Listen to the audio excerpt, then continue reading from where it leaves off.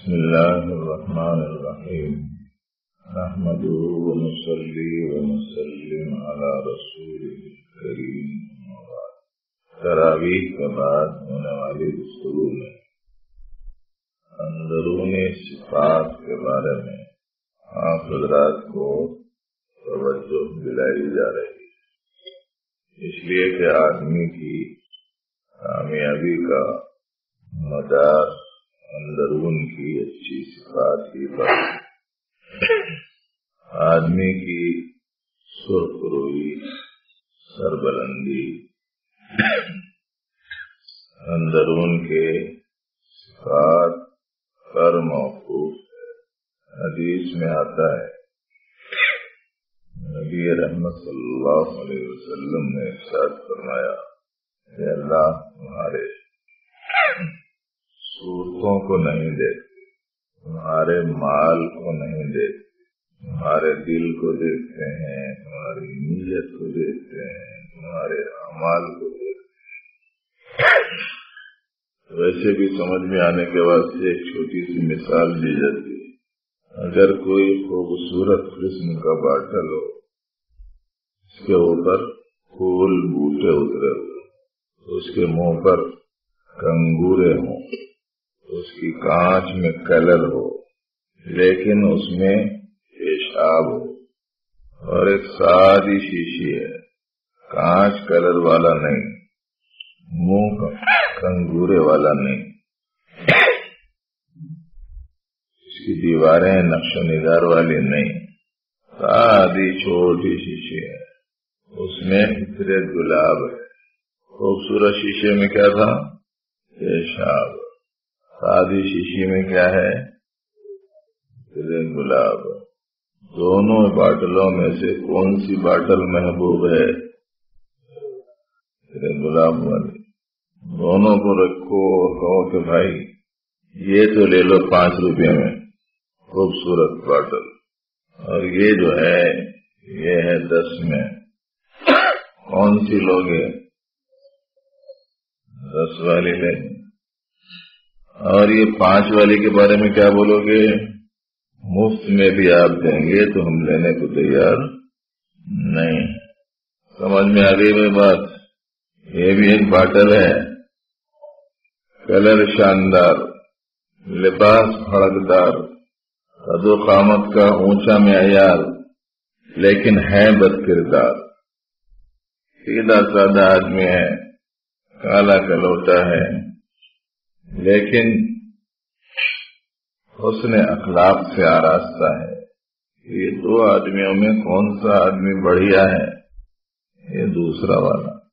اللہ رب العالمین نے انسانوں کے حق میں یہی چیز رکھ رکھی ہے، باعثیت مخلوق سب ان کے مخلوق میں سب برابر ہیں، پسندیدہ ناپسندیدہ، اچھا اور برا، جنتی اور جہنمی، محبوب اور مبغوض، اندرون کی صفات کے حساب سے ہے۔ اندر صفات اچھی ہیں، محبوب ہے، اندر صفات خراب ہیں، مبغوض ہے۔ اور اس پر پہلے دن گفتگو کی جا چکی ہے، لیکن بار بار دہرانے سے ذرا محفوظ رہ سکتی ہے کہ نئے سنے ہوئے نہیں سنے ہوئے لوگ بھی آتے جاتے رہتے ہیں، ان تک بھی بات پہنچنے کی ہوتی۔ اس لیے بھائی یہ بات گرہ میں باندھ کے رکھو، معلومات کرو وہ کون سی صفات ہیں جو اللہ کو پسند ہیں، وہ کون سی صفات ہیں جو اللہ کو پسند نہیں۔ آدمی کا اندرون کیسا ہونا اللہ چاہتے ہیں، اور آدمی کا اندرون کیسا نہ ہونا اللہ چاہتے ہیں، یہ تفصیلات معلوم کرنا، اور ایک ایک کر کے وہ صفات اپنے اندرون میں لانا۔ اس کے لیے علم حاصل کرنا، قرآن سیکھو، حدیث سیکھو، سنت سیکھو، اسلامی تعلیمات حاصل کرو، اور اسلامی تعلیم پائے ہوئے اور اسلام کی تعلیم کے مطابق مانجے ہوئے اور اسلامی تربیت کسی کے پاس رہ کر کرائے ہوئے لوگوں سے اپنا تعلق رکھ کے اپنے اندرون کو بہتر بنانے کی جدوجہد کریں۔ وہ صفات بہت تفصیلی ہیں۔ اندرون میں نیت کا صاف ستھرا اور پاکیزہ ہونا بہت اونچی صفت ہے۔ اندرون میں اخلاص کا ہونا بہت اعلیٰ صفت ہے۔ اندرون میں توحید کا ہونا بہت ہی اہم ترین صفت ہے۔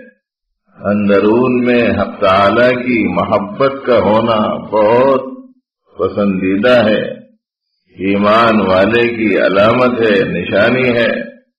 اللہ کے فیصلوں پر اندرون آدمی کا راضی رہنا بہت اعلیٰ صفت ہے۔ حق تعالی جل شانہ کی ذات عالی پر اندرون میں اعتماد اور توکل کا ہونا بہت اونچی صفت ہے۔ جی کی چاہتوں کے مقابلے میں اللہ کی رضا کی طلب کا ہونا بہت اعلیٰ ترین صفت ہے۔ کاموں میں، تدبیروں میں اپنے زور بازو پر بھروسہ یا مخلوقات میں سے کسی کے حوالے کسی کام کو کرنا کہ ان کے حوالے کرے تو کام ہو جاتا، اس کے مقابلے میں اللہ کے تفویض کرنا بہت اونچی صفت ہے۔ کچھ آزمائشیں آئیں تو اندرون میں صبر کا ہونا بہت اعلیٰ صفت ہے۔ کچھ نعمتیں مل جائیں تو شکر گزاری کا جذبہ ہونا بہت اعلیٰ صفت ہے۔ اللہ جتنا دیں اسی کو کافی سمجھنا بہت پسندیدہ صفت ہے۔ فانی دنیا کے مقابلے میں آخرت کی فکر اور رغبت کا پایا جانا بہت اعلیٰ صفت ہے۔ قصور ہو جائے تو ندامت اور شرمندگی کا اندرون میں ہونا اور اللہ کی طرف رجوع کرنا اور معافی مانگنا اور اس سلسلے میں تڑپنا پھڑکنا اللہ کو بہت پسند ہے۔ یہ بہت ساری صفات ہیں جو اندرون میں لانے کی۔ ایک لائن سمجھ میں آ گئی تو دوسری لائن خود ہی سمجھ میں آ جاتی۔ اندرون میں توحید پسند ہے تو کیا چیز ناپسند ہوگی؟ شرک ناپسند ہو۔ اندرون میں سنت پسند ہے تو کیا چیز ناپسند ہوگی؟ بدعت ناپسند ہو۔ اندرون میں صبر پسندیدہ ہے تو کیا چیز ناپسندیدہ ہوگی؟ بے صبری۔ اندرون میں شکر پسند ہے تو کیا چیز ناپسندیدہ ہوگی؟ ناشکری۔ ایسے ہی سمجھ لیجیے، ورنہ پھر سحری کا ٹائم ہوتا اور ایک مرتبہ سحری تک بٹھا دیے تو پھر دوسرے دن سے بیٹھنا مشکل ہے۔ اس کے لیے بھائیوں یہ موقع غنیمت سمجھ لیجئے۔ بزرگان دین کی دی ہوئی جو تعلیمات ہیں، قرآن و سنت کا خلاصہ، اس کو سیکھ لینے، جان لینے، سمجھ لینے کے لیے آپ کو مواقع میسر ہیں۔ یہاں آپ کی اس مجلس میں حضرت صوفی صاحب رحمۃ اللہ علیہ کے فیض یافتہ، تعلیم یافتہ کئی لوگ موجود ہیں۔ آپس میں بیٹھ کے ادھر ادھر کی بات کرنے کے بجائے ان کے پاس جا کے بولو کہ صاحب کوئی ایک چھوٹا سبق حضرت سے سنا ہوا تعلیمات کا ہم کو سنا دو، ذرا ان کے پیچھے پڑو، پورے کرسیوں میں بیٹھے ہوئے قدر کرو، سیکھو، غنیمت جانو، یا موقع پھر کہاں ملتے۔ آپس میں بیٹھ کے ادھر ادھر کی باتیں کریں غیر ضروری قسم کی، ایسے غنیمت ہے۔ اور جگہ کے اعتکاف کی جو رپورٹیں آ رہی ہیں وہ رپورٹوں کے مقابلے میں بہت غنیمت، لیکن اور بھی بہتر ہونا چاہیے۔ ہم کتنا ہی عمل اچھا کریں، ہمارا خیال تو یہی رہنا چاہیے کہ میرا عمل اور اچھے سے اچھا ہو، میری مشغولی اور اچھی سے اچھی ہو، میرا وقت اور بہتر سے بہتر گزرے۔ مثلا تعلیمات میں توحید کیا ہے اور شرک کیا سیکھنا چاہیے، الوہیت کے اعتبارات کیا ہیں، رسالت کے اعتبارات کیا سیکھنا چاہیے، عبادات کے اہم ترین عناوین کیا ہیں، استعانت کے کیا ہیں جاننا چاہیے، توحید کے حاصل ہونے کے لیے جو اندرون کی بہت اعلیٰ ترین صفت ہے، چند بنیادی باتوں پر ہمیشہ غور و فکر کرتے رہیں۔ ایک ہے اللہ اور ایک ہے غیر اللہ، ایک ہے خالق اور باقی سب ہے مخلوق۔ خالق کا کوئی خالق نہیں ہوتا اور مخلوق کی کوئی مخلوق نہیں ہوتا۔ خالق کون؟ جس کا کوئی خالق نہ ہو۔ مخلوق کسے بولتے ہیں؟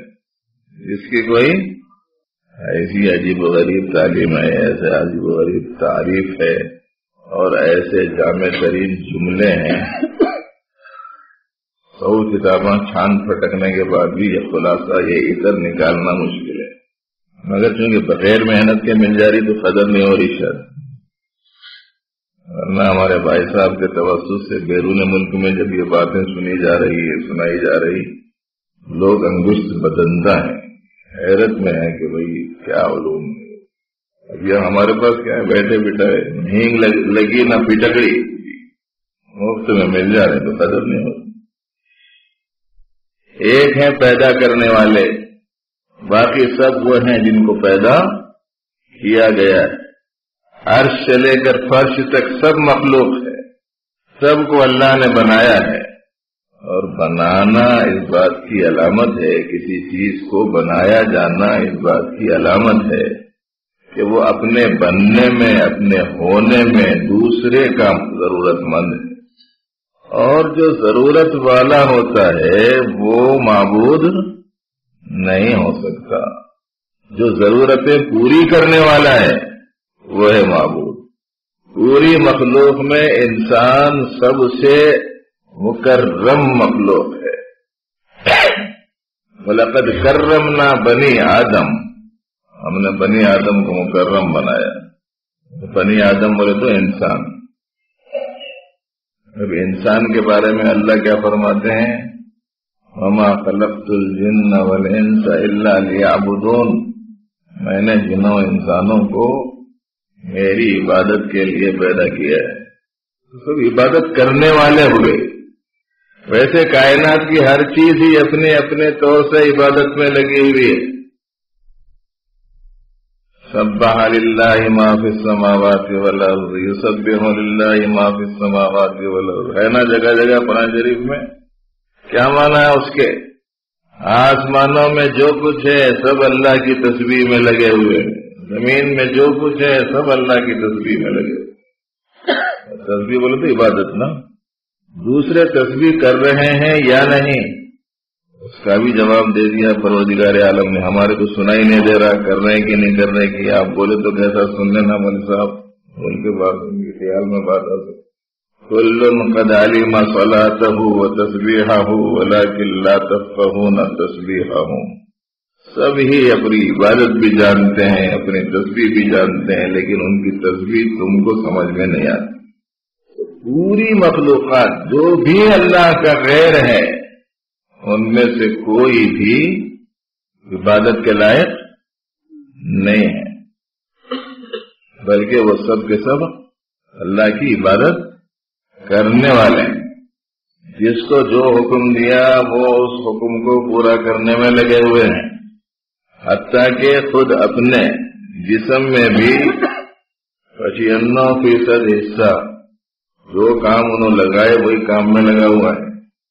آنکھ کو دیکھنے کا کام لگا دیا، دیکھنے میں لگے، کھلی رکھ کے اندر سے ارادہ کرو، آنکھ میری پیشانی میں، میرا دیدہ، میری نگاہ، آنکھ کھول کے ذرا دیدے کو حکم دو، تھوڑی دیر مت دیکھ۔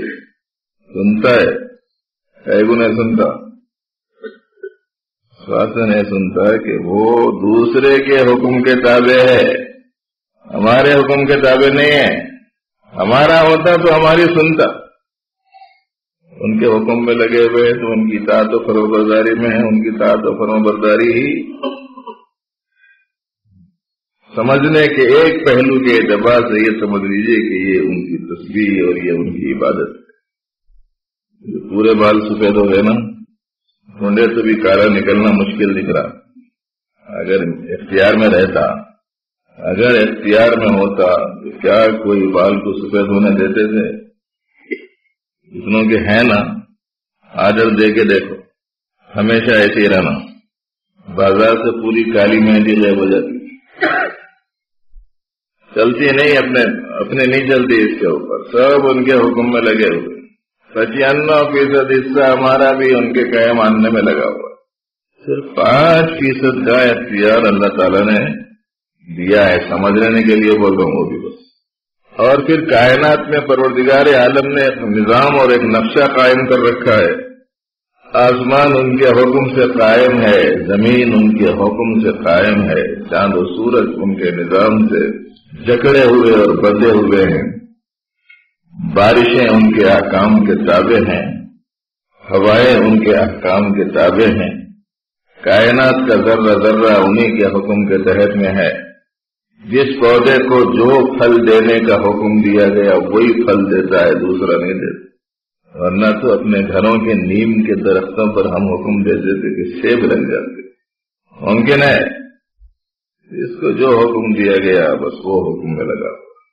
یہ پورا بڑا نظام دکھا کے بول رہے ہیں، یہ بڑے نظام کے تم چھوٹے پیس، ہم بولے جیسا تم سن لو، بولے سوچ سن رہے ہیں، تمہارے بھی سننے کو کیا جا رہا ہے، اور سے بھی کائنات کا ہر ذرہ مستقل واعظ ہے، بشرطے کے نصیحت لینے والے کان کسی کے پاس ہوں، نصیحت لینے والی نظر کسی کے پاس۔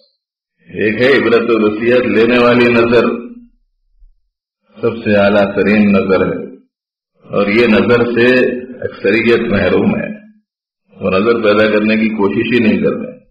تو جب یہ پوری کی پوری کائنات ان کے حکم کے تابع ہے، ان کی پیدا کی ہوئی ہے، تو یہ پوری کی پوری کائنات میں سے کوئی سی بھی چیز لائق عبادت نہیں، اور جب پوری کی پوری کائنات ان کی بنائی ہوئی ہے تو ان میں سے کوئی سی بھی چیز کسی دوسرے کی ملکیت میں حقیقتاً نہیں ہے، بلکہ جس نے ان چیزوں کو بنایا ہے وہی ان تمام چیزوں کا مالک حقیقی ہے۔ تو اللہ کو خالق اور اللہ کو مالک ماننے کے نتیجے میں اور ان کو معبود قرار دیے جانے اور پوری مخلوقات سے معبودیت کی نفی کرنے پر پہلے درجے کی توحید آدمی کو حاصل ہوگی۔ توحید بہت اعلیٰ ترین صفت ہے۔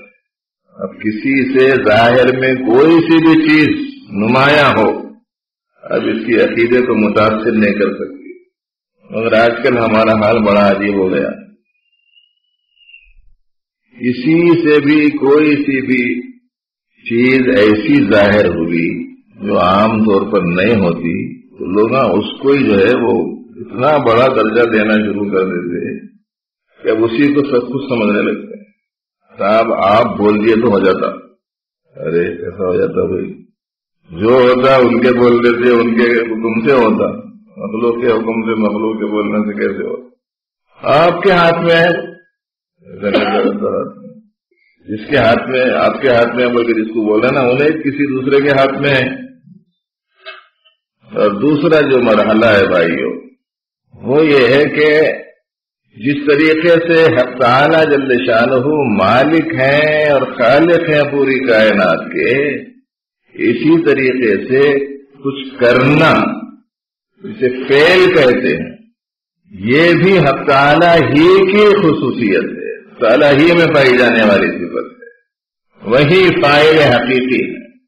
کسی کو زندگی دینا، کسی کو موت دینا، کسی کو عزت دینا، کسی کو ذلت دینا، کسی کو روزی دینا، کسی سے روزی چھیننا، کسی کا کام بنانا، کسی کا کام نہیں بنانا، ہے جتنے کام ہیں ان سب کے پیچھے حق تعالی جل شانہ کا فعل کار فرمائے، وہی فاعل حقیقی۔ البتہ اس فعل کو استعمال کرنے کی نسبت ہماری طرف اس کو کسب بولتے، تخلیق فعل حق تعالی میں اور کسب فعل بندے میں۔ فعل کے خالق اللہ، فعل کا کاسب بندہ، اب یہ کسب کے اعتبار سے جو گڑبڑی کرتا ہے پکڑ دھکڑ اسی کے اوپر ہے.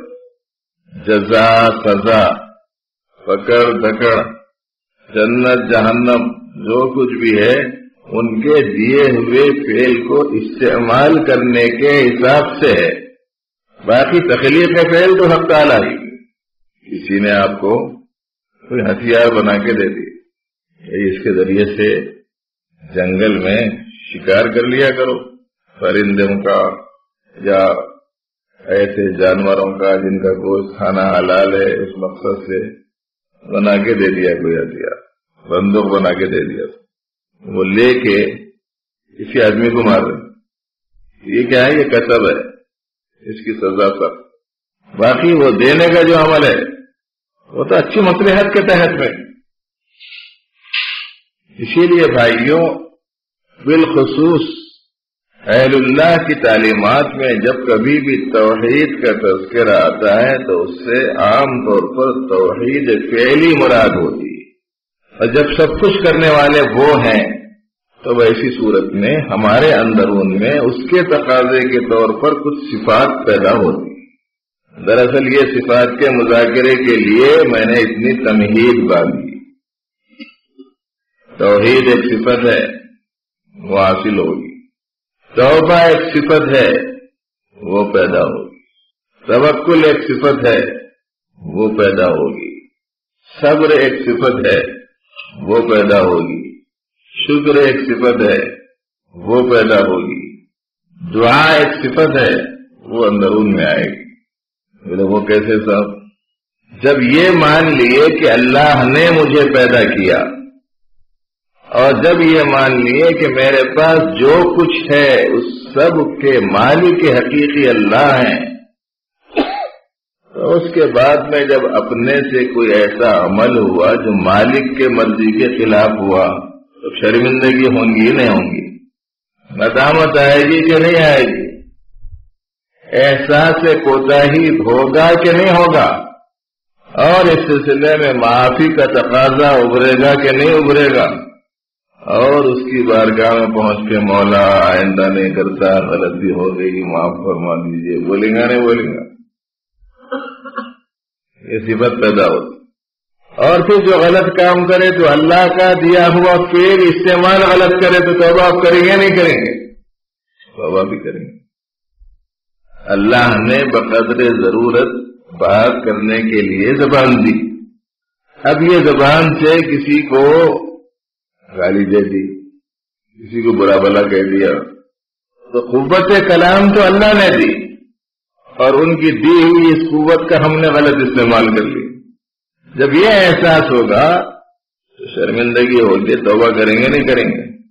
اور توبہ بہت اونچی صفت ہے، بہت اعلیٰ، بہت مستقل مقام ہے، اور ایک سچے اور اچھے بندے کی علامت و نشانی ہے کہ اگر اس سے کوئی غلطی ہو جاتی ہے تو فوراً توبہ کرتا ہے. شیطان کی خصوصیت یہ ہے کہ غلطی ہو گئی تو توبہ نہیں کرتا، معافی نہیں مانگتا. اور توبہ کسے کہتے ہیں؟ ایک مستقل مضمون ہے.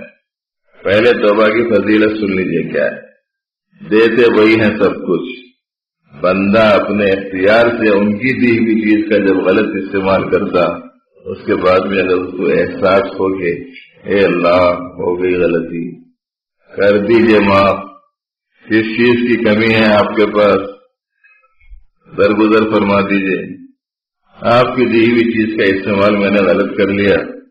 اگر یہ اندرون کی شرمندگی کے ساتھ سچی پکی توبہ کرتا ہے بندہ، کیا عنایت ہے مولا کی، پوچھو مت. کہتے ہیں کہ توبہ کرنے والے کو اللہ محبوب بنا لیتے ہیں. ان اللہ یحب التوابین، اللہ توبہ کرنے والے سے محبت کرتے ہیں. بالکل ایسا ہی سمجھ لیجئے، سمجھ میں آنے کے بعد سے بولتے ہیں.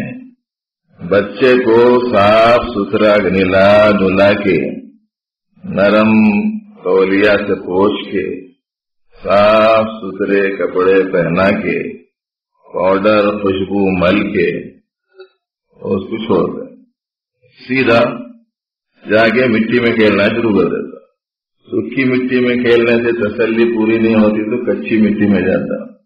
کچی مٹی میں بھی तस्कीन नहीं हुई तो जरा कीचड़ में उतर जाता, पूरे कपड़े जिस्म सब भरा लेता।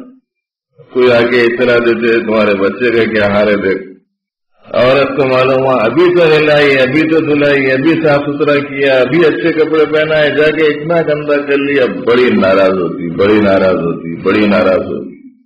और वहां से बाएं हाथ से उसको घसीटते हुए लेके आती, घसीटते हुए, और सीधा ले आके पूरी कुव्वत से दांत पीसती हुई हम्माम में जोर से बिठाती।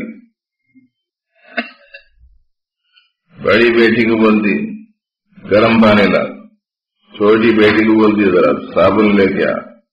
अब उसको पकड़ के जकड़ के गरम गरम पानी, कड़वा कड़वा साबुन और दे रगड़ा, खूब रगड़ रगड़ के धुला के नहला के, उसके बाद में बोलती जरा तुवाल लाओ। वहां से तुवाल में उसको लपट लेके ला के फिर साफ चादर पे उसको खड़ा करके अच्छा पोंछ के, फिर उसके बाद में उसको लिबास पहना के दोनों उसके बगलों में अपने दोनों हाथ दे के उठा के चूमना शुरू कर देती और यूं बोलती मेरा मुन्ना मेरा लाल। गंदा था तो नाराजगी से लाके उसने हम्माम में बिठाया था, फिर साफ सुथरा हो गया तो चूमना चाटना शुरू कर दिया। क्योंकि बच्चा था उसके नतीजे में खुद साफ सुथरा नहीं हो सकता था। हम बड़ों के वास्ते परवरदिगार आलम ने ये निजाम बनाया कि देखो अगर गलती हो जाए तो तुम अपने इख्तियार से सच्ची पक्की तौबा करके साफ सुथरे हो जाओ। जब हम गंदे हो के फिर अच्छे हो जाते हैं तो फिर अल्लाह भी महबूब बना देते। इन्नल्लाह युहिब्बुत तव्वाबीन, बहुत बड़ी सिफत है भाई, बहुत बड़ी। और करम किया परवरदिगार ने हम लोगों के ऊपर। पहले तौबा का मामला बड़ा सख्त था, इस उम्मत में बड़ा अजीब गरीब करम हुआ परवरदिगार का। मौजूदा जमाने में जैसे ज्यादा से ज्यादा आसानी और सहूलत के वास्ते बच्चों को तालीम हासिल करने के असबाब मुहैया किए जा रहे हैं, पहले ऐसा था कि वो स्लेट और तख्ती पे लिखाते थे। अब वो स्लेटों का जमाना खत्म हो गया, कापियां आ गई। अब वो कापियों में अगर बाल पेन से पत्ती वाले कलम से लिखाया जाए तो बच्चों को लिखने में दुश्वारी होती है, इस वास्ते कलम निकाले तो बाल पेन निकाले, जोर से भी घसा तो भी ज्यादा फर्क नहीं पड़ना।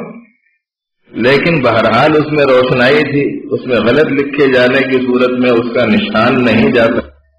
तो उन हालात से निकालने के लिए हमको अपने आप अल्लाह के हवाले कर देना और उससे इस्तेमाल करना, मदद मांगना।